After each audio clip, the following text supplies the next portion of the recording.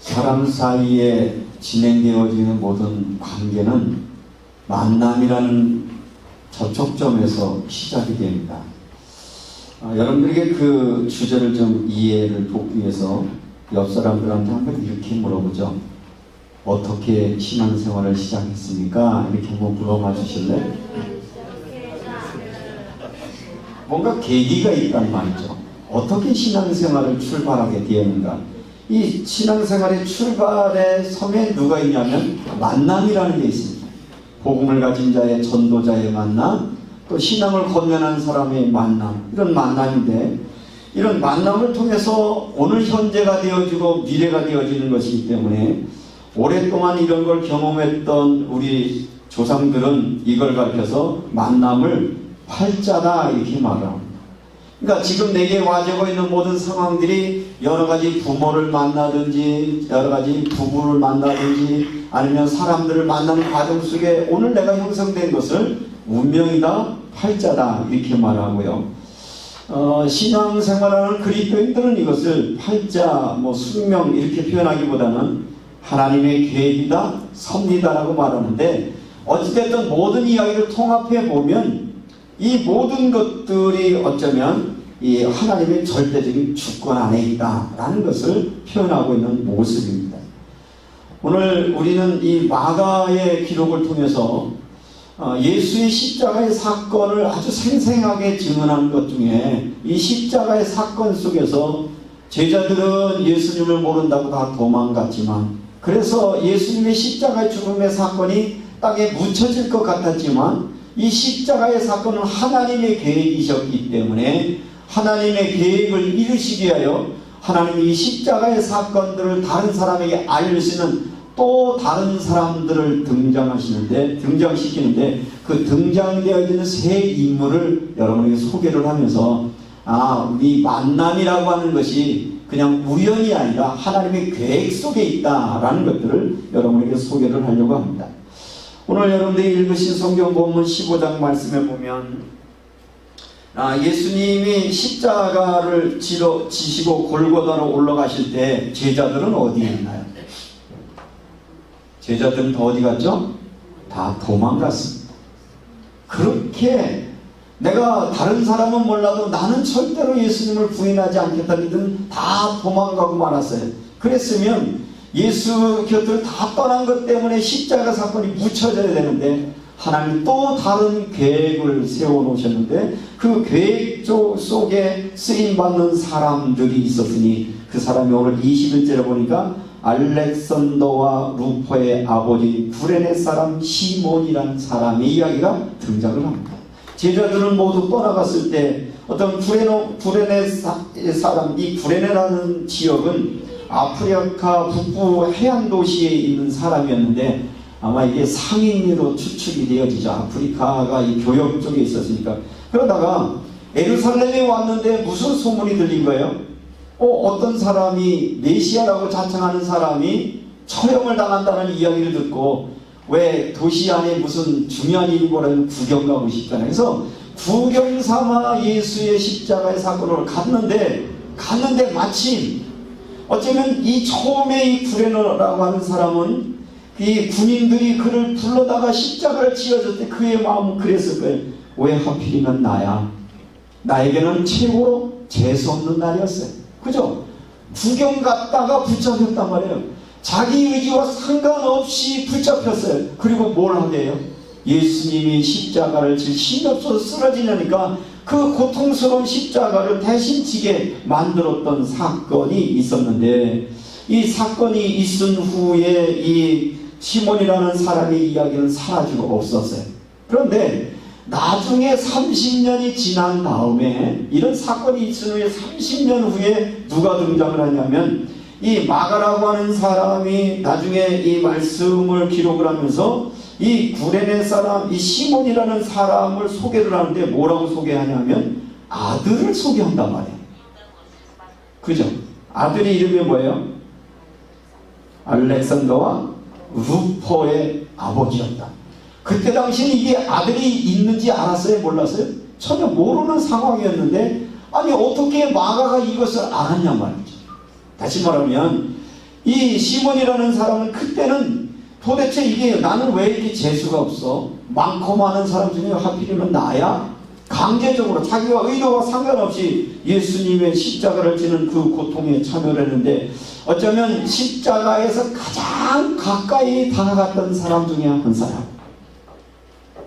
처음에는 불쌍하기도 하고 이 사람 왜 이랬을까 그랬는데 나중에 그 십자가를 지는 그 모습을 보면서 이 시몬이라는 사람은 이분이 그리스도라는 사실을 깨닫게 되었고 그리스도로 이 예수를 알게 된 이 사람이 자기 아이들에게 말하기 시작했습니다. 야, 그때 그 십자가를 지셨던 그분이 그리스도신데 내가 가장 가까이에서 그를 보지 않았느냐? 정말 그분은 하나님의 아들이셨다. 그 이후에 예수가 정말 부활했잖아요.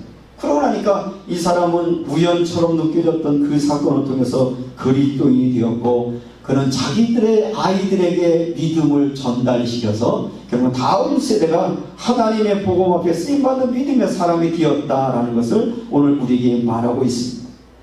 어쩌면 오늘 오늘 마가복음 기록 이후에 이 시몬이라는 사람의 기록은 없지만 나중에 로마서 기록에 보면 로마서 16장 13절에 누가 등장을 하냐면 주 안에서 택하심을 입은 누포와 그의 어머니에게 문하라. 그의 어머니는 곧 내 어머니니라 라는 표현을 넣어서 사도 바울이 로마에서 교회를 할 때에 누가 그 교회에 동참을 한 거예요?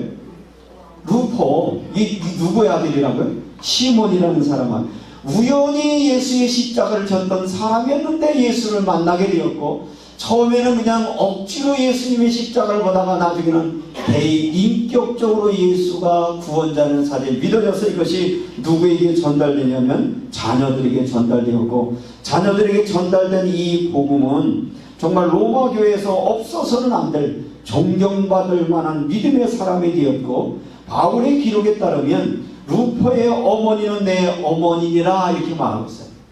자, 루포의 어머니는 그럼 누군가요? 시몬이 아내잖아요.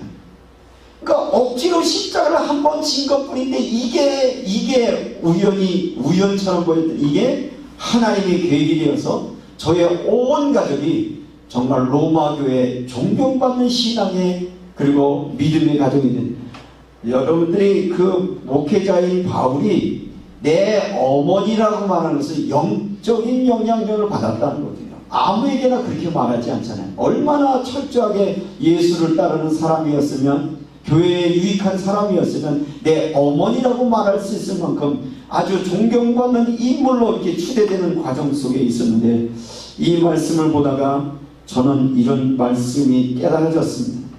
예수님은 십자가를 말할 때 이렇게 말씀하십니다. 마가복음 8장 34절에 보면 누구든지 나를 따라오던 제 십자가를 지고 나를 따라올 것이다 라고 말하고 있어요. 십자가를 지고 따라올 때 뭐가 되는 거예요? 제자가 되어질 것이에요. 근데 이 십자가는요 때로는 고통이에요. 당시에 이 십자가라고 하는 것은 부끄러움이었거든요. 그러니까 시몬의 입장에서 보면 왜 하필이면 난 이렇게 부끄러운 곳에 나를 끌어넣었을까? 처음에는 누구를 원망했을까요? 하나님을 원망했겠고 이게 나는 왜 재수가 없을까? 그런 생각을 하는데 알고 봤더니 이것이 원망의 대상이 아니라 이것이 하나님의 은혜요 축복인 것이 깨닫게 되었다라고 하는 것입니다. 어쩌면 처음에 그 예수님의 십자가를 때 그는 굉장히 힘겨웠을 거예요.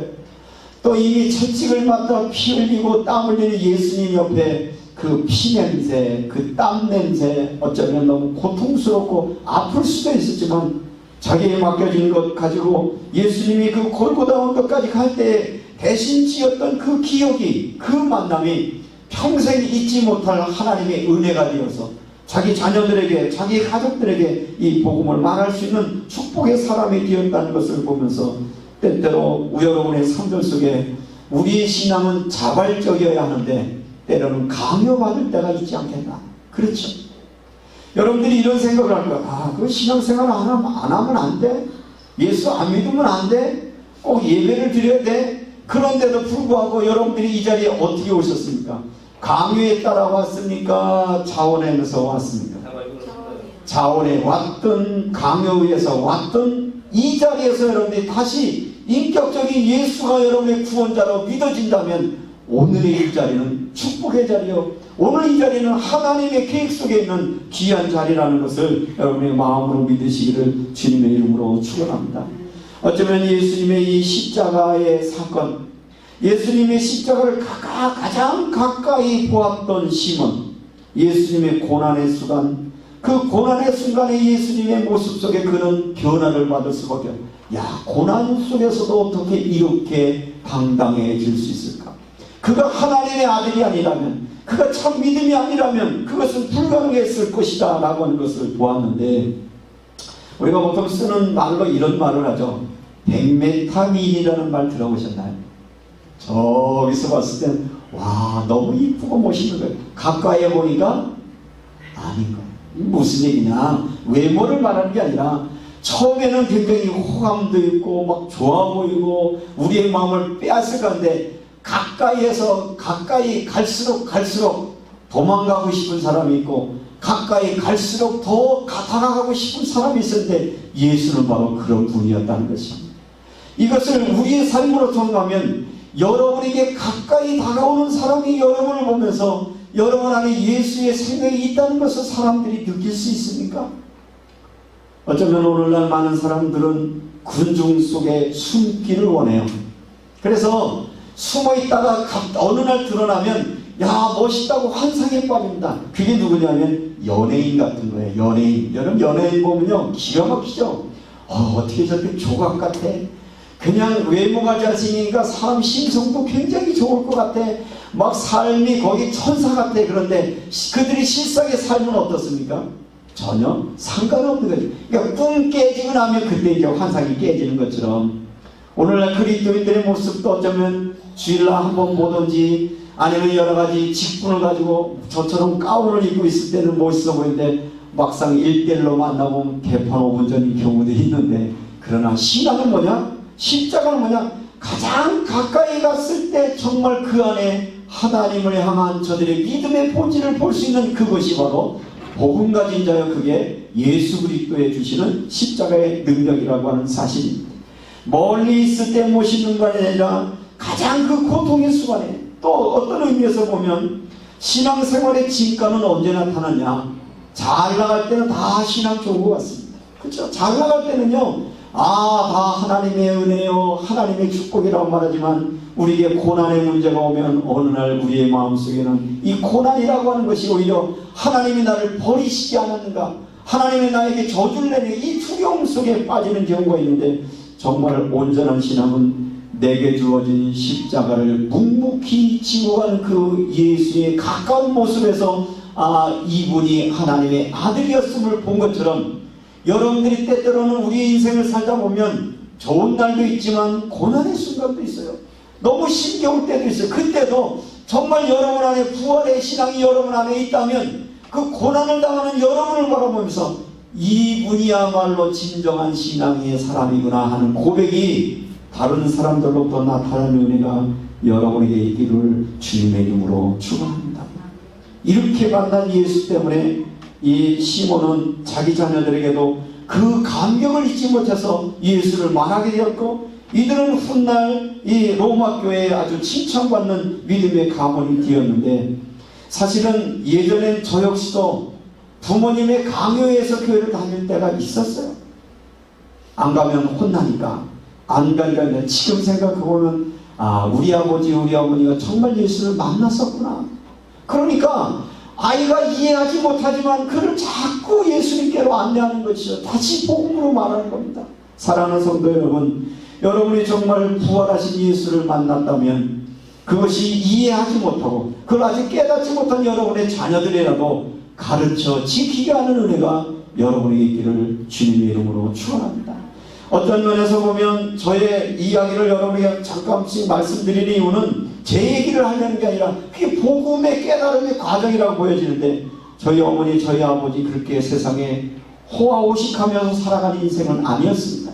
굉장히 고난의 어려움 속에 많은 가난 속에 사는 모습이었지만 그 고난 속에서도 주님의 사랑을 깨닫고 그분을 바라보며 그분을 향한 믿음을 향하여 달려갔던 그 발걸음이 오늘 저를 이 자리에 서게 했다는 것을 기억을 하며 여러분이 살아가는 순간순간 개개인들에게 여러 가지 십자가의 사건이 있고 고난의 순간에도 여러분의 그 더 가까이 가셔서 주님의 십자가의 의미를 발견하는 축복이 여러분의 있기를 주님의 이름으로 축원합니다.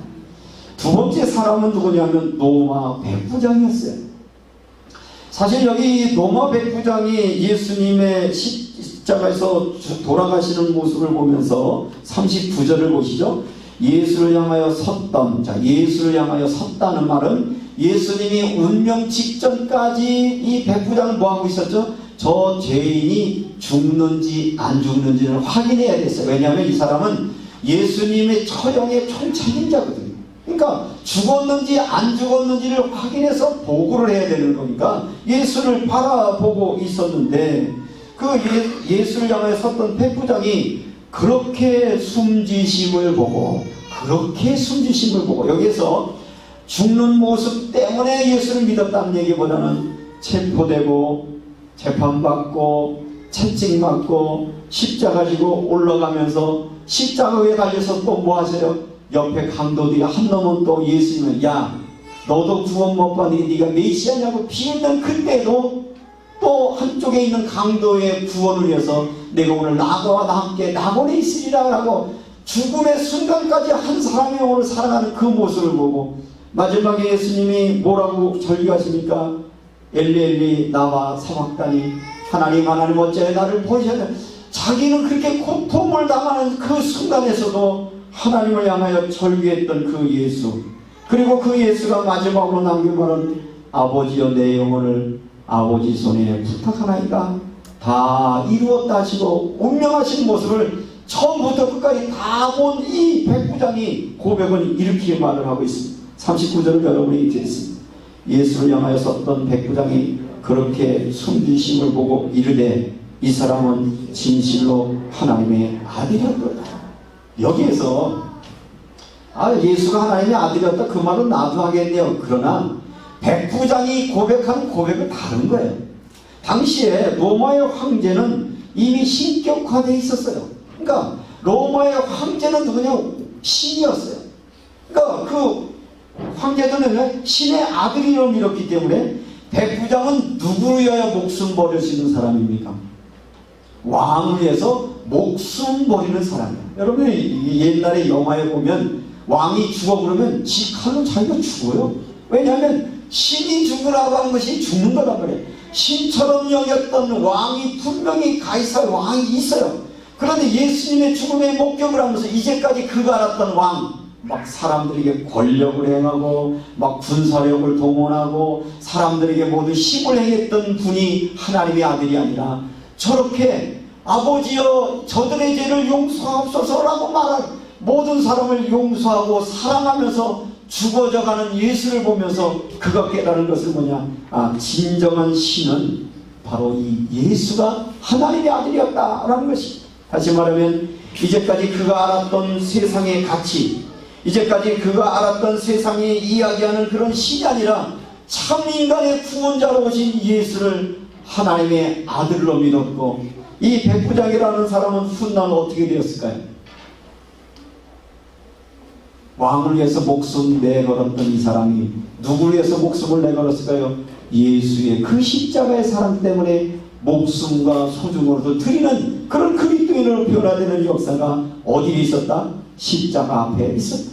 사랑하는 성도 여러분, 이 십자가 사랑의 고백 속에서 가능했던 것은 뭐냐? 십자가를 향하여 바라보던 이 대제사, 이 백부장이 그렇게 변화되는 것처럼 여러분들이 정말 예수가 그리스도임이 믿어지면 십자가 앞에 여러분이 당당하게 서서 십자가의 처음과 끝을 보면서 그 십자가의 죽음이 나를 위한 하나님의 사랑이었음이 깨달아지고 믿어질 때 이제까지 여러분이 왕처럼 여겼던 이 세상에 가장 소중하게 여겼던 것보다도 주 예수보다 귀한 것이 없음을 고백하는 믿음의 사람으로 변화되는 역사가 여러분에게 있기를 주의 이름으로 축원합니다.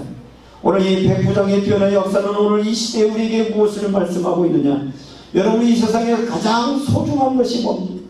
여러분의 신은 뭡니까? 여러분의 최고의 가치는 뭡니까? 세상의 것입니까? 세상의 왕입니까? 아니면 여러분의 돈입니까? 여러분의 직장입니까? 여러분의 출세입니까? 정말 십자가 앞에 우리가 제대로 서서 그 복음을 발견하면 이제 나의 모든 삶은 예수의 사랑입니다. 나 같은 죄인을 위해서 살리신 예수의 십자가 사랑 앞에 여러분의 모든 전부를 내어놓고 내가 저와 여러분의 삶들 속에 있기를 주님의 이름으로 축원합니다. 신앙의 변화는 사람들로 인하여 예수 앞으로 왔으면, 두 번째는 인격적인 예수님과의 만남이 있어야 되는데, 인격적인 예수의 만남 이후의 삶은 백부장처럼 이분이 바로 하나님의 아들이라는 고백을 했고, 이 고백은 단순히 고백으로 끝나지 않고 뭘로 연결되는 거죠? 삶의 모습으로 연결되어지는 것입니다. 근데 한국의 교회들이 그동안 믿음으로 구원받는 복음을 들은 것은 맞아요. 그럼 믿음으로 구원받는 건 맞아요. 그런데 이 믿음이 뭐냐? 구원받은 거 믿어 그러면 나 구원의 확신 받았어. 이거는 잘하는데 정말 구원의 확신이 뭐냐? 그것 때문에 고민했던 마틴 루터는 이렇게 고백을 하고 있습니다. 구원의 확신이란 십자가에서 나를 위한 하나님의 사랑을 정말 믿는 사람이라면 그 십자가의 사랑의 은혜가 너무 감사해서 내가 하나님 앞에 제물이 되어야 되는데, 그 하나님 앞에 제물은 뭐냐? 바로 내 이웃을 내 몸처럼 사랑하는데 나를 제물로 내어놓는 사람이어야 진정한 의미의 구원의 확신을 가지고 살아가는 사람이다 라고 말하고 있습니다. 다시 말하면 예수의 십자가의 사랑을 깨닫게 되어지면 제일 먼저 깨닫는 것이 뭐냐? 내가 얼마나 소중한 존재인가. 내가 과거에 내게 지었던 죄의 모습, 주에서 내가 육신적으로 살아갔던 나의 모습, 그래서 스스로도 나 같은 건 아무것도 아니야라고 여겼던 내가 예수의 십자가 사랑을 깨닫는 순간 내가 얼마나 소중한 존재인 것이 깨달아질 때 그 십자가의 사랑이라고 말하는 것입니다. 한번 여러분에게 여쭙겠습니다. 여러분 소중하신가요? 얼마나 소중하신가요? 여러분이 환경이 어떻게 변해도 여러분이 여전히 소중하세요. 여러분 실패한 게 아니에요. 여러분 망한 게 아니에요. 우리는 이렇게 난 망했어 이런 말. 뭐가 망했다는 걸 뭐 할 때 망했다고 그래요? 돈 없어지면 망했다고 그래요. 그건 망한 거 아니에요. 건강 잃어버리면 망한 줄 알아요. 아니야, 육체가 병들었다고 망한 건 아닙니다. 우리 안에 그 하나님의 사랑이 아직도, 하나님의 생명이 여러분 안에 있음을 기억하시기를 주의 이름으로 축원합니다. 그때 다시 우리는 회복할 수 있는 은혜를 가지고 그 소중한 사랑을 깨달은 우리가 할 수 있는 것은 나 외에 또 다른 사람의 생명을 소중하게 여길 수 있는 그런 삶을 살아갈 때 그것을 구원받은 자의 삶의 모습이라고 말하고 있는 것입니다. 그러므로 사랑하는 성도 여러분, 예수님의 십자가를 날마다 바라보십시오.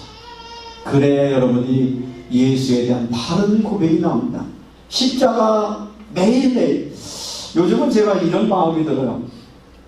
우리가 종교개혁이 500년 지났는데, 종교개혁 500년이 지나면서 그동안 오랜 역사 가운데 있었던 정교회나 로만 카톨릭이 가지고 있었던 성화라든지 십자가의 모습들을 우리는 우상으로 다 버려버렸어요.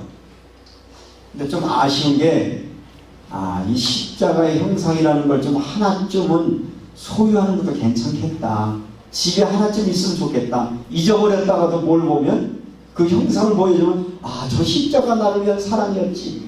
카톨릭 신자들 보면 십자가 달린 묵주를 가지고 이렇게 기도하는 거 어떤 데는 저것도 좋겠다. 왜? 저희 자꾸 잊어버리니까 뭐예요? 보면서 또 생각나는 거예요. 사랑하는 성도 여러분, 그렇다고 오늘 집에 가서도 또 뭐 십자가 막 사다 놓고 그러라는 얘기는 아니지만 매일매일 십자가를 바라볼 때마다 그 십자가는 나를 향한 하나님의 사랑이었고 나를 새롭게 출발하기를 원하시는 하나님의 구원이었음이 다시 한번 발견되는 축복이 저와 여러분이 있기를 주님의 이름으로 축원합니다. 이렇게 모든 제자들은 예수님의 십자가의 사건 속에 다 도망갔습니다. 그렇게 사랑한다고 말했던 사람이 다 도망을 갔을 때 끝까지 남아있는 또 한 사람이 있었으니 그 사람이 누구냐면 오늘 42절 이하에 보면 아리마다 사람 요셉이었습니다. 이 요셉이라는 사람은 어떤 사람이냐? 공회원이었습니다. 공회원이라는 것은 당시 유대 종교 지도자를 말하고 있습니다. 자리 잘 잡고 있었습니다. 그저 예수와 관련 안 되면 전혀 문제가 없는 그런 사람이었습니다. 그런데 오늘 이 아리마대 사람은 뭐라고 설명하고 있냐면, 이 사람은 바로 하나님을 사랑하는 사람이었다. 43절에 이 사람은 존경받는 공회원이요. 자, 누구에게 존경받았어요? 유대교인들에게 존경을 받았고, 그 중심은 뭐였어요? 하나님의 나라를 기다리는 자라. 하나님의 나라를 기다렸어요. 사람들에게 존경받을 뿐 아니라 복음을 삼하는 마음이 있었는데, 누구에게서 그 하나님의 나라를 본 거예요? 십자가 달려 죽은 예수의 모습 속에 바로 이분이야말로 나를 위하여 있다는 것이 구원자라는 사실이 믿어지고 나니까 그는 당당하게 서서 그 빌라도에게 찾아갑니다. 오늘 43절을 한번 읽어보십시다. 아리마대 사람 요셉이 와서 당돌이 빌라도에게 들어가자. 당돌이라는 단어는 언제 쓰나? 당돌하다. 당돌한 건 언제 당돌한 거죠? 뭐야? 당돌해, 당돌해. 자, 한글이 쉬운 것 같아도 어려워요. 당돌한 건 뭐예요? 응? 의외네. 의외네. 뭐가 이렇게 자신 있어? 당돌해. 왜냐하면 이미 예수는 죽었어요. 그죠? 예수는 돌아가셨어요. 이 돌아가신 예수의 이 시체를 어떻게 할 거는 권한은 누구에게 있어요? 빌라도에게 있어요. 근데 예수는 누가 죽으라고 최종적인 판결을 내렸어요?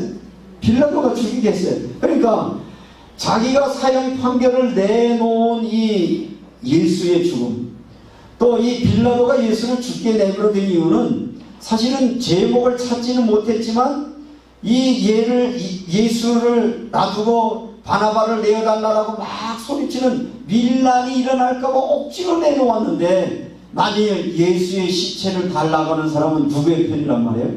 예수의 잔당, 예수의 소속으로 오해를 받아서 이 좋은 어떤 유대 공회원에 있는 이 신분을 박탈될 가능성이 있음에도 불구하고 뭐예요? 당돌하게 예수가 와서 시체를 달라고 합니다. 왜 이 아리마대 사람 요셉이 시체를 달라고 했을까? 당시에 상황들을 보니까 십자가에 처형당한 사람들은 흙에다가 매장을 했다고 해요. 일반 사람들은 돌이 있는 데다가 장례를 지냈는데, 이 십자가 달려 죽은 사람은 뭐한 사람이에요? 이거 저주받는 사람이거든요. 이건 아주 부끄러운 사람이니까 아예 땅에 묻어서 썩어라, 썩어버리게 만들어. 그런데 이 아리마대 사람 입장에서는 이 사람들로부터 죄인 취급받는 이 예수의 시신이지만, 이 시신을 죄인처럼 흙에 버릴 수 없어서 자기 시체를 달라고, 시체를 어디에다 장례를 보내나요? 자기가 죽으면 들어갈 미리 만들어놓은 무덤에다가 예수님의 시신을 장례를 지냅니다. 사람이 옛날에, 요즘은 뭐 그렇게 잘 안 하신데, 우리 어머니도 살아가실 때 보니까 꼭 이렇게 옷을 하나 만들어 놓으시더라고요. 야, 나 죽으면 이 옷 입혀줘. 그래서 그 옷 입혀드리는, 사람은 죽음을 준비하게 돼요. 그런데 그걸 함부로 대하나요? 저기 죽음의 문제에 굉장히 소중하게 여기시다. 마찬가지로 아리마대 사람이, 이 사람이 자기의 죽음을 예비해서 얼마나 소중하게 만들어낸 이 새 무덤을 예수를 위해서 내어놓게 되어집니다.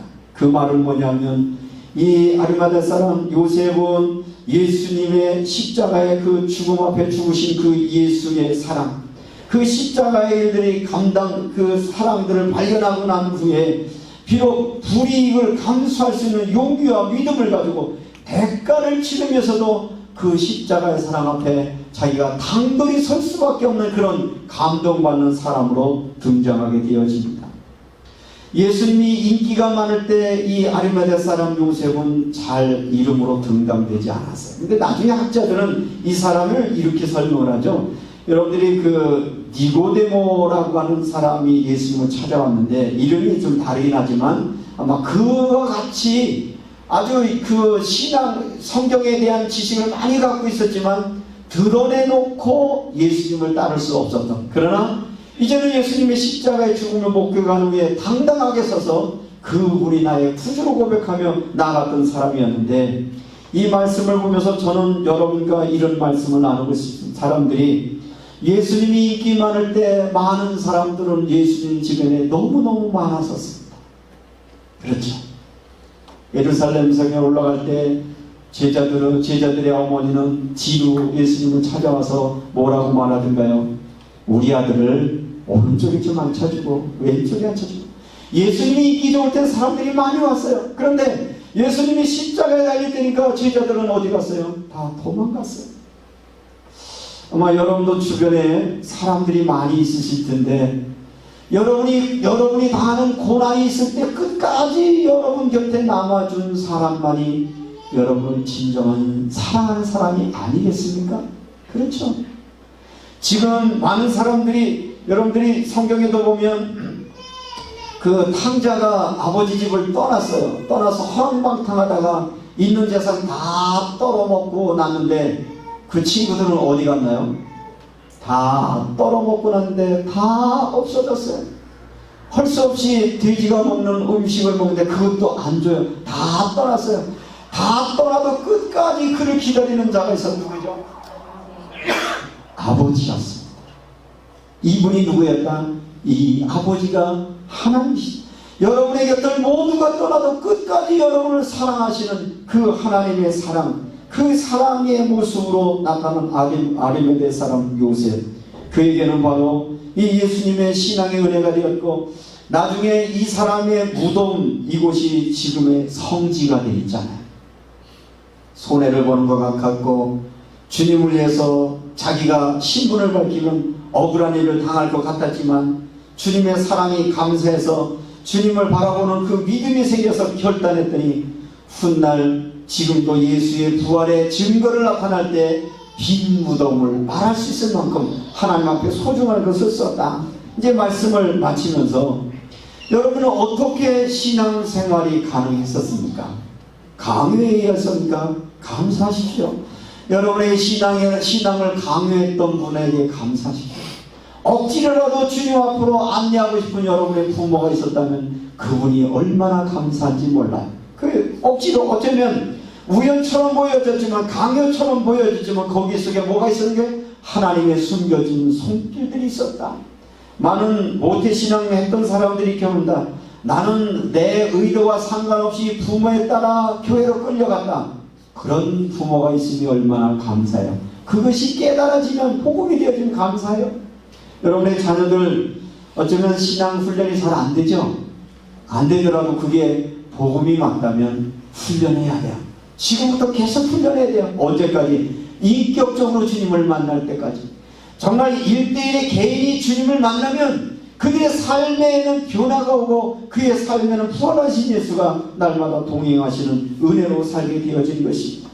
뿐만 아니라 제 세상을 왕으로 섬겼던 이 백부장은, 세상의 가치 앞에 불복걸었던 이 제사장, 이 백부장은 예수 만난 이후에 세상이 달라졌습니다.